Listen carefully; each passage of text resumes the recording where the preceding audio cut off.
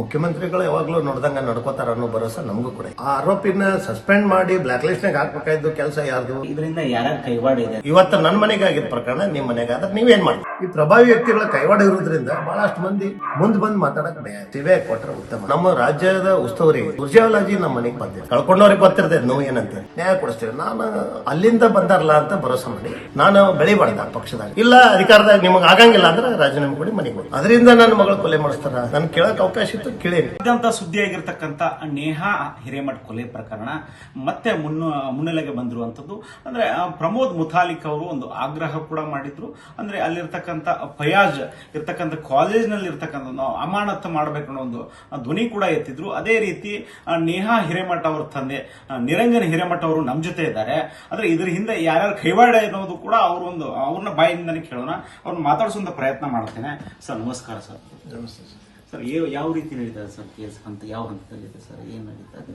ಇನ್ನೂ trial start ಆಗಿಲ್ಲ. Okay. ಈಗ ಸದ್ಯ 9 ತಿಂಗಳಾದ್ರೂ ಕೂಡ ಏನು ಅದ್ರ ಬಗ್ಗೆ ತನಿಖೆ ಹಾದಿಯಲ್ಲೇ ಇದೆ, ನ್ಯಾಯಾಂಗದಾಗಿದೆ. ಈಗ ಶ್ರೀರಾಮ್ ಸೇನೆ ಸಂಸ್ಥಾಪಕರಾದಂತಹ ಪ್ರಮೋದ್ ಮುತಾಲಿಕ್ ಅವರು ಒಂದ್ ಕಡೆ ಹೋರಾಟ ಮಾಡ್ತೇನೆ, ಯಾಕಂದ್ರೆ ಇದು ಸಿಬಿಐಗೆ ವಹಿಸ್ಬೇಕು ಅನ್ನೋದು ಕೂಡ ಒಂದ್ ಕಡೆ ಒಂದು ಮುಂಚೂಣಿಯಲ್ಲಿರುವಂತದ್ದು. ಅದಕ್ಕೆ ಸಂಬಂಧಪಟ್ಟಾಗಿ ಇದರಿಂದ ಯಾರ್ಯಾರ ಕೈವಾಡ ಇದೆ ಅಂತೇಳಿ ನಾವು ಈಗಾಗಲೇ ಶ್ರೀರಾಮ್ ಸೇನೆ ಸಂಸ್ಥಾಪಕರು ಪ್ರಮೋದ್ ಮುತಾಲಿಕ್ ಜಿಯವರು ಕಳೆದ 40 ವರ್ಷದಿಂದ ಅವರು ಅಧ್ಯಯನ ಮಾಡ್ಕೊಂಡು ಬಂದಿದ್ದಾರೆ. ಇಂಥ ಪ್ರಕರಣ ಯಾವಾಗಲೂ ಕೂಡ ಕೈವಾಡ ಇಲ್ಲಾರ್ದೆ ಯಾರ್ದು ಆಗಂಗಿಲ್ಲ ಅನ್ನೋ ಮಾತು ಕೂಡ ಅವ್ರು ಹೇಳಿದ್ದಾರೆ. ಸುಮಾರು 42 ಪ್ರಕರಣಗಳು ಸಂಶೋಧನೆ ಮಾಡಿದ್ದಾರೆ. ಈಗ ಸದ್ಯ ಈ ಪ್ರಕರಣ ಆದ ನಂತರ ಕೂಡ ಎಷ್ಟೋ ಕೊಲೆ ಆಗಿದ್ದಾವೆ, ಕಿಡ್ನ್ಯಾಪ್ ಆಗಿದ್ದಾವೆ, ರೇಪ್ ಆಗಿದ್ದಾವೆ. ಮತ್ತು ಅವ್ರಿಗೆಲ್ಲ ಮಾಹಿತಿ ಇರ್ತೈತೆ. ಅವರು ಸಂಘಟಿತರು ಮತ್ತು ಲವ್ ಜಿಹಾದ್ ಬಗ್ಗೆ ಅವ್ರಿಗೆ ಕಂಪ್ಲೀಟ್ ಮಾಹಿತಿ ಇದೆ. ಅದರಿಂದ ಅವ್ರು ಕೊಟ್ಟಂಥ ಮಾಹಿತಿ ನನಗೆ ಜನರೇಟ್ ಆಗಲ್ಲ. ಬಟ್ ಅವರು ಮೊನ್ನೆ ಪ್ರೆಸ್ ಮೀಟ್ನಲ್ಲಿ ಹೇಳಿದ್ದು ಅಂಶಗಳನ್ನು ಕಂಡ್ರೆ 100% ಸತ್ಯ ಇದೆ. ಅವ್ರು ಹೇಳೋದ್ರಾಗ ಯಾವುದೂ ಸುಳ್ಳಲ್ಲ. ಯಾಕಂದರೆ ಫಯಾಜನ್ನ ಆರೋಪಿನ ಸಸ್ಪೆಂಡ್ ಮಾಡಿ ಬ್ಲ್ಯಾಕ್ ಲಿಸ್ಟ್ನಾಗ ಹಾಕ್ಬೇಕಾಯ್ದು ಕೆಲಸ ಯಾರ್ದು? ಇಮಿಡಿಯೇಟ್ ಆರ್ಡರ್ ಮಾಡೋದು KLA ಸಂಸ್ಥೆ ಇತ್ತು. ಅದನ್ನು ಮಾಡಿಲ್ಲ. ಅಲ್ಲಿಯೂ ಕೂಡ ಇವರು ಪ್ರಭಾವಿ ವ್ಯಕ್ತಿಗಳು ಇರೋದ್ರಿಂದ ಅವರು ಅದನ್ನು ಆಕ್ಷನ್ ಮಾಡೋಕ್ಕಾಗಲ್ಲ. ಯಾಕಂದ್ರೆ ಅಡ್ಮಿಷನ್ ಇವರೇ ಕೊಡ್ತಿರ್ತಾರೆ, ಅಲ್ಲಿ ಸಸ್ಪೆಂಡು ಮಾಡ್ಸಂಗಿಲ್ಲ ಇವರು.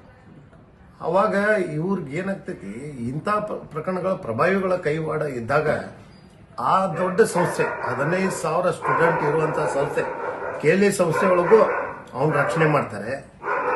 ಮತ್ತು ಅವನಿಗೆ ಈಗ ಈ ಕೇಸನ್ನು ಹುಬ್ಬಳ್ಳಿಯಲ್ಲಿ ನಡೆಸಬಾರ್ದು ಅಂತೇಳಿ ಅವನಿಗೆ ವಕೀಲರು ಕೊಟ್ಟು ಅವನ್ನ ಬೆಳಗಾಂಗೆ ಟ್ರಾನ್ಸ್ಫರಿಗೆ ಹೈಕೋರ್ಟಿಗೆ ಅರ್ಜಿ ಹಾಕ್ತಾರೆ. ಇವೆಲ್ಲ ಕಂಪ್ಲೀಟ್ಲಿ ಏನಾಗಿದೆ, ಅವರು ಪ್ರಮೋದ್ ಮುತಾಲಿಕ್ ಜಿಯವರು ಸ್ಟಡಿ ಮಾಡಿದ್ದಾರೆ. ನಾವು ಕೂಡ ಸ್ಟಡಿ ಮಾಡೇವಿ. ಬಟ್ ನಾವು ಹೆಲ್ಪ್ಲೆಸ್. ನಾವು ತಂದೆ ತಾಯಿ ನಾವು ಏನು ಕೇಳ್ತೀವಿ? ನ್ಯಾಯ ಕೇಳ್ತೇವೆ ಅಷ್ಟೇ. ಯಾಕೆ ಆತ್ಮಕ್ಕೆ ಶಾಂತಿ ಸಿಗುವಂಥ ಕೆಲಸ ಕೊಡ್ರಿ ಅಂತ ಕೇಳ್ತೀವಿ. ಸಂಘಟಿತರು ಸುಮ್ಮನೆ ಕುಂತಿಲ್ಲ. ಜಾತ್ಯತೀತ ಪಕ್ಷಾತೀತ ನಮಗೆಲ್ಲರೂ ಕೂಡ ಬೆಂಬಲ ಕೊಟ್ಟಿದ್ದಾರೆ. ಅವ್ರು ಯಾರೂ ಸುಮ್ಮನೆ ಕುಂತಿಲ್ಲ. ಈ ಪ್ರಕರಣ ಬಹಳ ಗಂಭೀರವಾಗಿ ತಗೊಂಡಾರೆ. ಈ ಪ್ರಭಾವಿ ವ್ಯಕ್ತಿಗಳ ಕೈವಾಡ ಇರೋದ್ರಿಂದ ಬಹಳಷ್ಟು ಮಂದಿ ಮುಂದೆ ಬಂದು ಮಾತಾಡಕ್ಕೆ ಭಯ ಪಡ್ತಾರೆ. ಆದರೆ ಇರೋದೇ ಸತ್ಯಾಂಶ ಅದೇ. ಹಿಂಗಾಗಿ ಪ್ರಭಾವಿ ವ್ಯಕ್ತಿಗಳ ಕೈವಾಡ ಇರೋದ್ರಿಂದ ಇದು ಬಹಳ ಡಿಲೇ ಆಗ್ತಾ ಹೋಗ್ತಾ ಇದೆ. ಅದಕ್ಕೆ ನಾವು ಆಗ್ರಹ ಪಡಿಸ್ತೀವಿ. ಅವ್ರು ಏನು ಡಿಮಾಂಡ್ ಮಾಡಿದ್ದಾರೆ ಸಿಬಿಐ ಕೊಟ್ಟರೆ ಉತ್ತಮ ಅಂತ ನಾವು ಕೂಡ ಬಯಸ್ತೀವಿ. ಒಂದ್ ಕಡೆ ತಮ್ಮದೇ ಪಕ್ಷ ಕಾಂಗ್ರೆಸ್ ಪಕ್ಷ, ತಾವು ಕೂಡ ಕಾರ್ಪೊರೇಟರ್ ಇದ್ರಿ, ತಾವು ಕೂಡ ಒಂದು ಜನಪ್ರತಿನಿಧಿ. ತಮ್ಮ ಪಕ್ಷದವರೇ ತಮಗೆ ನ್ಯಾಯ ಕೊಡಿಸ್ತೇನೆ ಅಂತೇಳಿ ಸಾಕಷ್ಟು ಬಾರಿ ಒಂದು ಇದನ್ನು ಕೂಡ ಹೇಳಿದ್ರು, ಭರವಸೆ ಕೂಡ ಕೊಟ್ಟಿದ್ರು.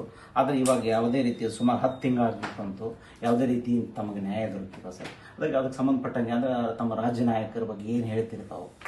ಈಗಾಗಲೇ ರಾಜ್ಯ ಸರ್ಕಾರ ನಮ್ಮ ಮನೆಗೂ ಕೂಡ ಮುಖ್ಯಮಂತ್ರಿಗಳು ಬಂದು ಸಾಂತ್ವನ ಹೇಳಿ ನಾವು ಧೈರ್ಯ ತುಂಬಿ ನಮಗೆ ಎಲ್ಲ ರೀತಿಯಿಂದ ಸಹಕಾರ ಮಾಡ್ತೇವೆ ಅನ್ನೋ ಮಾತು ಹೇಳಿದ್ರು. ನಾವು ಮುಖ್ಯಮಂತ್ರಿಗಳು ಯಾವಾಗಲೂ ನೋಡ್ದಂಗೆ ನಡ್ಕೋತಾರ ಅನ್ನೋ ಭರವಸೆ ನಮಗೂ ಕೂಡ ಇದೆ. ಯಾಕಂದ್ರೆ ಒಬ್ಬ ಕಾರ್ಯಕರ್ತನಾಗಿ, ಕಾರ್ಪೊರೇಟರ್ ಆಗಿ, ಪಕ್ಷದ ನಮ್ಮ ಪಕ್ಷದ ಮುಖ್ಯಮಂತ್ರಿಗಳು ಬಂದು ಹೇಳ್ಯಾರ ಅಂದ್ರೆ ನಾನು ಭರವಸೆ ಮಾಡ್ಬೇಕಾಯ್ತು, ಮಾಡಿದೆ. ಮತ್ತು ಅದೇ ರೀತಿ ಎಲ್ಲ ಮುಖಂಡರು ಬಂದರು, ಎಲ್ಲರೂ ಕೂಡ ಹೇಳಿದರು, ಇಲ್ಲ ನಾವು ಮುಖ್ಯಮಂತ್ರಿಗಳಿಗೆ ಒತ್ತಡ ಹಾಕಿ ಮಾಡಿಸ್ತೇವೆ ಅನ್ನೋ ಕೂಡ ಮಾತು ಹೇಳಿದರು. ಸಂತೋಷ ಅಂದೆ. ಕೇಂದ್ರ ನಮ್ಮ ರಾಜ್ಯದ ಉಸ್ತುವಾರಿ ಸುರ್ಜೇವಾಲಾಜಿ ನಮ್ಮ ಮನೆಗೆ ಬಂದಿದೆ. ನಮಗೆ ಗೊತ್ತಿರಲಿಲ್ಲ. 90 ದಿವಸ ಇಲ್ಲ 120 ದಿವಸಕ್ಕೆ ಅವನ ಗಲ್ಲಿಗೆ ಏರಿಸ್ತೇವೆ ಅಂತ, ನ್ಯಾಯ ಕೊಡಿಸ್ತೇವೆ. ನಾನು ಅಲ್ಲಿಂದ ಬಂದಾರಲ್ಲ ಅಂತ ಭರೋಸೆ ಮಾಡಿ ನಾನು ಸುಮ್ಮನೆ ಇರಲಿ ಮಾಡ್ಬೋದು. ಮತ್ತು ಆ ಟೈಮ್ನಾಗ ಎಲ್ಲ ಸಂಘಟಿತರು, ಎಲ್ಲ ಜಾತ್ಯತೀತ ಪಕ್ಷಾತೀತ, ಎಲ್ಲ ನಮ್ಮ ಸಮಾಜದ ಎಲ್ಲ ಮಠಾಧೀಶರು ಕೂಡ ಡಿಮಾಂಡ್ ಇತ್ತು. ಅವ್ರಿಗೂ ಕೂಡ ಇವರು ಭರವಸೆ ಕೊಟ್ಟರು. CID ತನಿಖೆ ಕೊಟ್ಟರು. ಅವ್ರು CBI ಕೇಳಿದ್ರೆ ಇವ್ರು CID ಕೊಟ್ಟರು. ತನಿಖೆ ಹೋಗ್ತಾ ಇತ್ತು. ಅದ್ರ ಜೊತೆಗೆ ಮಾಡ್ಕೊಂತ ಬಂದು 9 ತಿಂಗಳ ಡಿಲೇ ಆದ್ಕೊಳ್ಳಿ ಈಗ ಮಠಾಧೀಶರಿಗೂ ಎಲ್ಲೇ ಒಂದ್ ಕಡೆ ಸಂಶಯ ಕಾಡ್ತಾ ಇದೆ. ಅವಾಗ ಕೂಡ ಅನೇಕ ಮಂದಿ ಹೇಳಿದ್ರು ಇದಕ್ಕೆ ಪ್ರಭಾವಿ ವ್ಯಕ್ತಿಗಳ ಕಾರಣದಿಂದ ಇದು ಕೊಲೆ ಆಗಿದೆ, ಇಲ್ಲ ಅಂದ್ರೆ ಇದು ಆಗಕ್ಕೆ ಸಾಧ್ಯ ಇಲ್ಲ ಅಂತ ಕೂಡ ಮಠಾಧೀಶರು ಹೇಳಿದ್ರು. ನಾವು ಹೇಳಿದ್ವಿ, ಕಣದ ಕೈ ಕೆಲಸ ಮಾಡ್ಯಾವಂತೂ ಹೇಳಿದ್ವಿ. ಮತ್ತು ನೀವು 9-10 ತಿಂಗಳದಿಂದ ನೋಡ್ಕೊಂತ ಬನ್ನಿ, ಟಿಕೆಟ್ ಇತ್ತು, ನಾನು ಕೇಳಿದ್ದು ತಪ್ಪಾಗ್ಬಿಡ್ತು. ಅದರಿಂದ ಇದನ್ನು ಕೊಲೆಗೆ ಷಡ್ಯಂತ್ರ ಮಾಡಿದ್ರು ಅಂತ ನಾನು ಬೆಳಿಬಾರ್ದ ಪಕ್ಷದಾಗ. ನಾನು ಕೇಳೋಕೆ ಅವಕಾಶ ಇತ್ತು, ಕೇಳೀನಿ. ಅದರಿಂದ ನನ್ನ ಮಗಳ ಕೊಲೆ ಮಾಡಿಸ್ತಾರ. ಆಕ್ಚುಲಿ ನಮಗೆ ಟಾರ್ಗೆಟ್ ಇತ್ತು, ಅದರಲ್ಲಿ ತಪ್ಪಿಸಿ ನನ್ನ ಮಗಳಿಗೆ ಕೈ ಹಚ್ಚಾರ. ಈ ರೀತಿ ಷಡ್ಯಂತ್ರ ಮಾಡಿ ಅದನ್ನ ಬಲಿ ಮಾಡಿದ್ರು. ಬಲಿ ತಗೊಂಡಿಂದ ನ್ಯಾಯ ಕೊಡಿಸ್ಬೇಕ, ಮಾಡಿದವನ್ ಗಲ್ಗೇರಿಸ್ಬಿಟ್ರೆ ಮುಗಿದೋದು. ಅದನ್ನು ಮಾಡಲಿಲ್ಲ. ಮತ್ತು ಒಂದು ನಾ ಡಿಮಾಂಡ್ ಮಾಡಿದಾಗ ಅವಾಗ ಹೋರಾಟ ಮಾಡಿದ್ವಿ, ಆಯುಕ್ತರನ್ನ ಬದಲಾವಣೆ ಮಾಡ್ಬೇಕಂದ್ರೆ ಆಯುಕ್ತರನ್ನು ಒಂದು ತಾವು ಬದಲಾವಣೆ ಮಾಡಿರಿ. ಅದನ್ನು ಬಿಟ್ಟರೆ ಬೇರೆ ಏನೂ ಮಾಡಿಲ್ಲ. ಮತ್ತು ಈ ರೀತಿ ನೀವು ಇನ್ನೂ ಅವನಿಗೆ ಬೆಳಗಾವಿ ಟ್ರಾನ್ಸ್ಫರ್ ಕೊಡ್ತೀರಿ ಕೇಸ್ ಅಂದ್ರೆ ಅವ್ನಿಗೆ ವಕೀಲರು ಯಾರೂ ಕೊಡಂಗಿಲ್ಲ ಅಂತ ಹೇಳಿದ್ರಿ. ಆದರೂ ವಕೀಲರು ಈ ಇಬ್ಬರು ಮಂದಿ ವಕೀಲರು ಹಾಕ್ಯಾರ, ಹೈಕೋರ್ಟಿಗೆ ಅಪೀಲ್ ಮಾಡ್ಯಾರ. ಮತ್ತು ಎಲ್ಲ ರೀತಿಯಿಂದ ನೀವು ಅವ್ರಿಗೆ ಸಹಕಾರ ಮಾಡೋರು, ಅವ್ನಿಗೆ ಎಲ್ಲಿಂದ ದುಡ್ಡು ಬರ್ತೈತಿ? ಅವನಿಗೆ ಇಷ್ಟು ಐಡಿಯಾ ಕೊಡೋರು ಯಾರು? ಎಲ್ಲಿಂದ ಬರ್ತೈತಿ? ಅವನ ಜೈಲ್ನಾಗ ಒಳಗಿರ್ತಾನ, ಅವನ ಸಂಪರ್ಕ ಹೆಂಗೆ ಮಾಡ್ತಾನೆ? ಅಂದರೆ ಇವೆಲ್ಲ ಕೂಡ ಅವನು ಬಚಾವ್ ಮಾಡಬೇಕು. ಅದೇನು ಆರೋಪ ಅದ, ಅದೇ ಮುಸ್ಲಿಂ ಸಮಾಜದ ಮುಖಂಡರು ನಮ್ಮನೆಗೆ ಬಂದು ಮತ್ತು ಎಲ್ಲ ಸಾರ್ವಜನಿಕವಾಗಿ ಹೇಳಿದ್ದಾರೆ ಏನಂತ, ಅವನ್ನ ಗಲಿಗೇರಿಸಿ ನಮ್ಮ ಸಮಾಜದ ಕಳಂಕವ, ಸಮಾಜಘಾತಕವ ಅಂತೇಳಿ ಅವನು ವಿರೋಧ ಮಾಡಿ ಅವನು ಹೊರಗೆ ಹಾಕ್ಯಾರ ಸಮಾಜದಿಂದ. ಅಂಥವನ್ನ ರಕ್ಷಣೆ ಮಾಡ್ತಾರೆ ಇವರು. ಸ್ವತಃ ಅಂಜುಮನ್ ಸಂಸ್ಥೆದವರೇ ಅವನ್ನ ನಮಗೆ ಸಪೋರ್ಟಾಗಿ ನಿಂತಾರ. ಅವನ್ನ ಆರೋಪಿನ ರಕ್ಷಣೆ ಮಾಡಕ್ಕೆ ನಿಂತಾರಲ್ಲ. ಆದರೆ ಇಂಡೈರೆಕ್ಟ್ಲಿ ನೋಡ್ಕೊಂತ ಹೋಗಿ ನಾನು ವಿರುದ್ಧ ಬೇಡ್ಜಂಗಮನ್ ಸರ್ಟಿಫಿಕೇಟ್ ಬಗ್ಗೆ ಆಗಲಿ, ಅಕ್ಕಿನ ಸರ್ಟಿಫಿಕೇಟ್ ಬಗ್ಗೆ ಆಗಲಿ ಎಲ್ಲ ಹೋರಾಟ ಮಾಡಿಸಿದ್ರು. ಹೋರಾಟಗಾರರಿಂದ ರೊಕ್ಕ ಕೊಟ್ಟು ಅವರಿಗೆಲ್ಲ ಅವ್ರು ಬಂದು ಅದನ್ನು ಪ್ರೆಸ್ ಮೀಟ್ ಮಾಡಿದ್ರು, ಅದನ್ನು ಕೊಟ್ಟೆ ಅಂತ ಹೇಳಿದ್ರು. ಸರ್ಕಾರ ಕೊಟ್ಟಿದ್ದು ಸುಳ್ಳು ಅಂತ ಹೇಳಿದ್ರು. ಸುಳ್ಳು ಯಾವ್ದಾರ ಕೇಸ್ನಾಗ ನಮ್ನ ಇನ್ವಾಲ್ವ್ ಮಾಡಬೇಕು, ಏನಾರು ಮಾಡ್ಬೇಕು ಅನ್ನೋ ಮಾತು ಬರೀ ಕೈವಾಡ ಇರೋದು.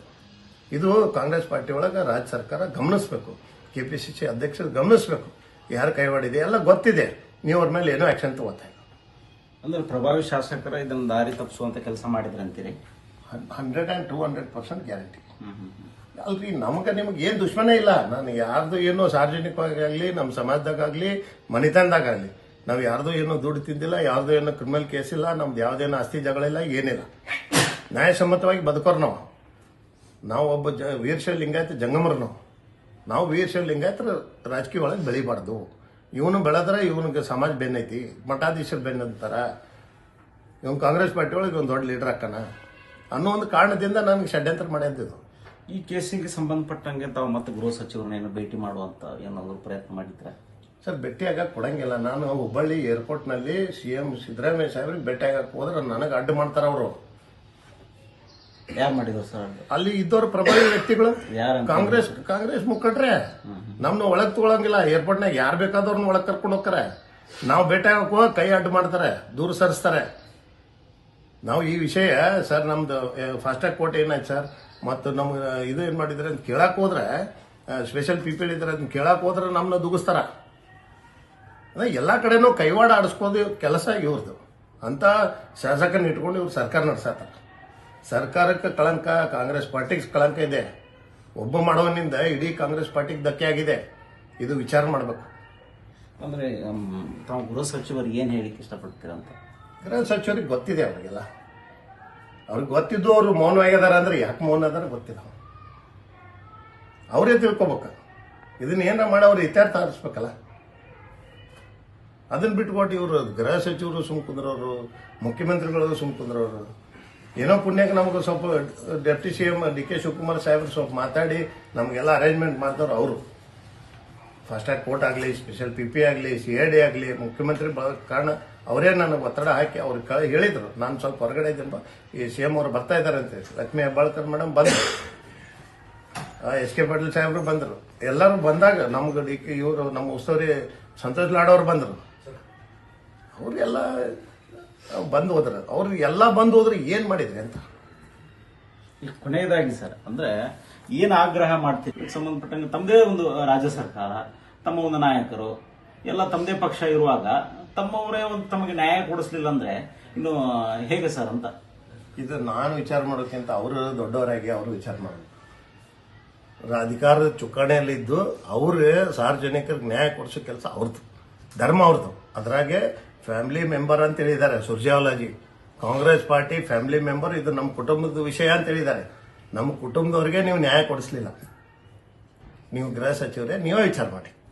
ಇವತ್ತು ನನ್ನ ಮನೆಗೆ ಆಗಿದ್ದ ಪ್ರಕರಣ ನಿಮ್ಮ ಮನೆಗೆ ಆದ್ರೆ ನೀವೇನು ಮಾಡ್ತೀರಿ? ಆಗಬಾರ್ದು, ದೇವ್ರ ದಯದಿಂದ ಯಾವುದೂ ಆಗೋದು ಬೇಡ. ಆದರೆ ನಾನು ಹೇಳ್ತೀನಿ, ಆದರೆ ನೀವೇನು ಮಾಡ್ತಿದ್ರಿ? ಎಲ್ಲ ನಾಯಕರು ನೀವು ವಿಚಾರ ಮಾಡಿ. ಇವತ್ತು ನಾನು ಕಳ್ಕೊಂಡೇನಿ, ಕಳ್ಕೊಂಡವ್ರಿಗೆ ಗೊತ್ತಿರ್ತದೆ ನೋವು ಏನಂತೇಳಿ. ನಿಮಗೆ ಯಾರಿಗೂ ಏನೂ ಕಳ್ಕೊಂಡಿಲ್ಲ, ನಿಮಗೆ ನೋವು ಗೊತ್ತಿಲ್ಲ. ನಿಮಗೆ ಅಧಿಕಾರದ ಒಂದೇ ಇದು ಲಭ್ಯ, ಅದನ್ನ ಬಿಟ್ಟರೆ ಬೇರೆ ಏನಿಲ್ಲ. ಅದಕ್ಕೆ ಗೃಹ ಸಚಿವರು ದಯಮಾಡಿ ಈಗೂ ಹೇಳ್ತೀನಿ, ನಮ್ಮ ಮನೆಗೆ ಬಂದು ಹೋಗಿರಿ. 32 ದಿವಸ ನಂತರ ಬಂದಿರಿ ನೀವು. ಕೊಲೆಯಾಗಿ ಬೆಂಕಿ ಹತ್ತಿದಾಗ ಅಂಜಲಿ ಕೊಲೆ ಆದ್ಕೊಳ್ಳಿ ಆಮೇಲೆ ಬರ್ತೀರಿ ನೀವು. ಅದು ಸ್ಟ್ರೈಕ್ ಮಾಡಿದಾಗ ಅಷ್ಟು ಬೇಜವಾಬ್ದಾರಿತನ ನೀವು ಅವಾಗ ಮಾಡಿದ್ರಿ. ಈಗೂ ಕೂಡ ಬೇಜವಾಬ್ದಾರಿತನ ಆಗ್ತಾ ಇದೆ. ಇದು ಹುಬ್ಬಳ್ಳಿಯಾಗ ಪ್ರೆಸ್ ಮೀಟ್ನಾಗ ಹೇಳ್ತೀರಿ ಫಾಸ್ಟ್ ಟ್ರ್ಯಾಕ್ ಕೋರ್ಟ್ ಅವಶ್ಯಕತೆ ಇಲ್ಲ ಅಂತೇಳಿ. ಅಂದ್ರೆ ಎಲ್ಲ ದಿಕ್ ತಪ್ಪಿಸೋರು ಯಾರಂತ ನಾವು ಏನು ಅರ್ಥ ಮಾಡ್ಕೊಳ್ಳೋನು? ಸಾರ್ವಜನಿಕರು ಎಲ್ಲ ನೋಡ್ತಾ ಇದ್ದಾರೆ, ಎಲ್ಲ ಮಾಧ್ಯಮದಲ್ಲಿ ಬರ್ತಾ ಇದೆ. ಇವತ್ತು ಮಾಧ್ಯಮ ದೊಡ್ಡ ಶಕ್ತಿ, ಅವ್ರು ನಿಂತಾರಂತೆ ಎಲ್ಲ ಕಾಣ್ತೈತಿ. ಇಲ್ಲ ಅಂದ್ರೆ ನಮ್ಮನ್ನು ಇದು ಕೇಸ್ ಸಮಾಧಿ ಮಾಡಿಬಿಡೋರು. ಅದಕ್ಕೆ ಈಗೂ ಹೇಳ್ತೇನೆ, ಎಚ್ಚೆತ್ರಿ. ನಾನು ನೀವು ನೋಡ್ದಂಗೆ ನಡ್ಕೋರಿ. ಕಾನೂನು ಸಚಿವರು ಲೆಟರ್ ಕೊಟ್ಟರು ಫಾಸ್ಟ್ ಟ್ರ್ಯಾಕ್ ಕೋರ್ಟ್ ಬಗ್ಗೆ, ಸ್ಪೆಷಲ್ PP ಆಗ್ತೇನೆ ಅಂತ ನೀವೇ ಹೇಳಿದ್ರಿ. ನಿನಗೆ ನ್ಯಾಯ ಕೊಡಿಸ್ತೇವೆ ಅಂತ ಹೇಳಿದ್ರಿ. ನಾನು ಅದು ಹೇಳಿದೆ, ಗೃಹ ಸಚಿವರೇ ನಿಮ್ಮ ಮುಜುಗರಾದ್ರೆ ನಾನು ರಾಜೀನಾಮೆ ಕೊಡ್ತೇನೆ ಅಂದೆ. ನಾನು ಪಾರ್ಟಿ ಬಿಡ್ತೇನೆ ಸರ್ ಅಂದೆ. ನೀವೇನಂದ್ರಿ? ಬೇಡ ಇರು, ನಾನು ಏನೈತೆ ಅದನ್ನು ಸರಿ ಮಾಡಿಸ್ತೀನಿ ಅಂದ್ರಿ. ಇವತ್ತು ಹೇಳಿ ಹೋದವರು 10 ತಿಂಗಳಾಯ್ತು, ಒಂದು ಫೋನ್ ಕಾಲ್ ಇಲ್ಲ. ಒಂದು ನೀವು ಹುಬ್ಬಳ್ಳಿಗೆ ಬಂದ್ರೆ ಉಲ್ಟಾ ನಮ್ಮ ಬಗ್ಗೆ ಹೇಳ್ತೀರಿ. ನೀವು ನಿಮ್ಮನ್ನ ದಿಕ್ ತಪ್ಪಿಸೋರೇ ಬೇರೆ ಅದಾರ, ನೀವು ಅವ್ರ ಕೈಗೊಂಬೆ ಆಗಿದ್ರಿ. ಆ ರೀತಿ ಇರೋದ್ರಿಂದ ನಿಮ್ಮದು ಮರ್ಯಾದೆ ಪ್ರಶ್ನೆ. ನೀವು ರಾಜ್ಯದ ಮುಖ್ಯಮಂತ್ರಿ ಆಗೋರದ್ರಿ, ಭಾವಿ ಮುಖ್ಯಮಂತ್ರಿಗಳಂತ ಹೇಳ್ತಾರೆ ನೀವು. ನೀವೇ ಈ ರೀತಿ ಮಾಡಿದರೆ ನಾವು ಏನಂತೇಳಿ ಭರೋಸೆ ಇಡೋದು? ಮುಂದಿನ ಕಾರ್ಯಕರ್ತರು ಏನಂತೇಳಿ ಕಾಂಗ್ರೆಸ್ ಪಾರ್ಟಿಗೆ ಬರಬೇಕು? ಮುಖಂಡರು ಏನಂತೇಳಿ ಬದುಕಬೇಕಲ್ಲೇ? ಇವತ್ತು ನನ್ನ ಆಳಲ್ಲ, ಅವ್ರ ಆಳಲ್ಲ ಆಕೈತೆ ನಾಳೆ. ಅದಕ್ಕೆ ದಯಮಾಡಿ ಈಗಾದರೂ ಎಚ್ಚೆತ್ಕೊಳ್ಳಿ, ನ್ಯಾಯ ಕೊಡಿಸಿ, ಯಾಕಿನ ಆತ್ಮಕ್ಕೆ ಶಾಂತಿ ಕೊಡಿ. ಯಾರು ಅದಾರ ಅವ್ರನ್ನ ಒಳಗೆ ಹಾಕಿಸಿ, ಅವರು ಅನುಭವಿಸ್ಬೇಕಲ್ಲ. ವಿನಾಕಾರಣ ಒಬ್ರು ಹತ್ಯೆ ಹಾಕಾರ, ವಿನಾಕಾರಣ ಒಬ್ಬ ಬಲಿ ಹಾಕಳ ಅಂದ್ರೆ ನಾವು ಬಲಿ ಕೊಡಕ್ಕೆ ನಾವೇನು ದೇವ್ರಿಗೆ ಹರಕೆ ಹೋಗ್ತಿದ್ವಿ? ನಮ್ಮ ಮನೆ ಇವತ್ತು ನಾನು ಇಷ್ಟು ಗಟ್ಟಿಯಾಗಿ ನಿಂತು ಮಾತಾಡತ್ತೀನಿ, ಎಷ್ಟೋ ಮಂದಿ ಮನೆ ಸಮಾಧಿ ಆಗ್ಯಾವ. ಇವತ್ತು ನಮ್ಮ ಮನೆಗೆ ಗೊತ್ತು ನಾವು ಹೆಂಗೆ ಬದುಕಾತೇವೆ ಅಂತೇಳಿ. ಒಂದು ಮನೆಯದು ಮಹಾಲಕ್ಷ್ಮಿ ಏನು ಹಾಡಾಗಲ್ಲ, ಮತ್ತೊಬ್ಬರು ಕಡ್ಕರ್ ಕೈಯಾಗ ಕೊಟ್ಟಂಗೆ ಆಗ್ಬಿಡ್ತು. ಇಂಥ ಪ್ರತಿಷ್ಠಿತ ಕಾಲೇಜ್ನಾಗ ಇಷ್ಟೆಲ್ಲ ಪ್ರೂಫ್ ಇದ್ದು ನೀವು ಅದನ್ನು ಕೇರ್ಲೆಸ್ ಮಾಡಿದರೆ ಹೆಂಗೆ ಸಾಧ್ಯ? ಅದಕ್ಕೆ ಈಗಾದರೂ ಎಚ್ಚೆತ್ಕೊಳ್ಳಿ. ಇದು ಕೇಸ್ ಮುಗಿಯಂಗಿಲ್ಲ, ನೀದು ಮುಗಿಸಕ್ಕೆ ಸಾಧ್ಯನೇ ಇಲ್ಲ. ಅವ್ನ ಗಲ್ಲಿಗೇರಿಸೋ ತನಕ ನೀವು ಅದನ್ನು ಹೋರಾಟ ಮಾಡಿ ನೀವೇ ಕೊಡಿಸ್ಬೇಕು ನ್ಯಾಯ. ಅಧಿಕಾರದಾಗ ಅದೀರಿ. ಇಲ್ಲ ಅಧಿಕಾರದಾಗ ನಿಮಗೆ ಆಗಂಗಿಲ್ಲ ಅಂದ್ರೆ ರಾಜೀನಾಮೆ ಕೊಡಿ, ಮನೆಗೆ ಹೋಗಿ. ಬೇರೆ ಯಾರು ಬರ್ತಾರೋ ಅವ್ರು ಕೊಡ್ಲಿ, ಇಲ್ಲ ಅವ್ರ ಬಗ್ಗೆ ಹೋರಾಟ ಮಾಡೋದು. ಅಂದ್ರೆ ಗೃಹ ಸಚಿವರು ರಾಜೀನಾಮೆ ಕೇಳ್ತಾ ಇದ್ದಿರ್ತಾವೆ. 100% ಕೇಳ್ತೀನಿ ಸರ್. ನಿಮ್ಗೆ ಆಗಂಗಿಲ್ಲ, ಮನೆ ಜಾಗ ಖಾಲಿ ಮಾಡ್ಬೇಕು. ನೀವು ಇದ್ದು ನ್ಯಾಯ ಕೊಡ್ಸಕ್ಕಾಗಿಲ್ಲ ಅಂದ್ರೆ ನಾವು ಅದಕ್ಕೆ ಒಪ್ಪಂಗಿಲ್ಲ. ನಾನಂತಲ್ಲ, ಸಾರ್ವಜನಿಕರ ಕೂಗಿದ್ದು. ನಿಮಗೆ ಆ ತಾಕತ್ ಬೇಕಲ್ಲ. ನೀವು ಬರೀ ಬಂದು ಅಲ್ಲಿ ಪ್ರೆಸ್ ಮೀಟ್, ಬೆಂಗಳೂರಾಗ ಒಂದು ಪ್ರೆಸ್ ಮೀಟ್ ಮಾಡಿ ಹೋಗೋದಲ್ಲ. ಒಂದು ಅನ್ಯಾಯ ಆಗೈತೆ, ಆ ಕುಟುಂಬಕ್ಕೆ ನ್ಯಾಯ ಕೊಡಿಸ್ಬೇಕು, ಅವ್ರ ಧರ್ಮದ. ಈಗ ಇಷ್ಟೆಲ್ಲ ಘಟನೆಗಳಾದರೂ ಕೂಡ ತಮ್ಮ ಮಗಳಿಗೆ ಅಂದ್ರೆ ಇದಾಗಿರುವಂಥದ್ದಕ್ಕೆ ತಮಗೆ ನ್ಯಾಯ ಸಿಗುತ್ತಂತೇನು ಅನ್ಕೊಂಡಿದ್ದಾರೆ ಅಥವಾ ಭರವಸೆ ಇದೆಯಾ? ಇಷ್ಟು ದಿವಸ ಈಗೂ ಕೂಡ ಶಾಂತ ಅದೇನೆ. ಇನ್ನೂ ಕೂಡ ನಾನು ಯಾವುದೂ ಕ್ರಮ ತಗೊಂಡಿಲ್ಲ. ನಾನು ಮತ್ತೆ ಅಪೀಲ್ ಮಾಡಿ ನಾನು ಕೇಂದ್ರ ಸಚಿವರಿಗೆ ಹೋಗ್ಬೇಕಾಕೈತಿ, ಕೇಂದ್ರಕ್ಕೆ, ಸರ್ಕಾರಕ್ಕೆ. ನಾನು CBI ಡಿಮಾಂಡ್ ಮಾಡ್ತೀನಿ, NIA ಡಿಮಾಂಡ್ ಮಾಡ್ತೀನಿ. ಇಲ್ಲಿ ನ್ಯಾಯ ಸಿಗಲಿಲ್ಲ, ಬೇರೆ ಬಾಗ್ಲ ತಟ್ತೇನೆ ನಾನು.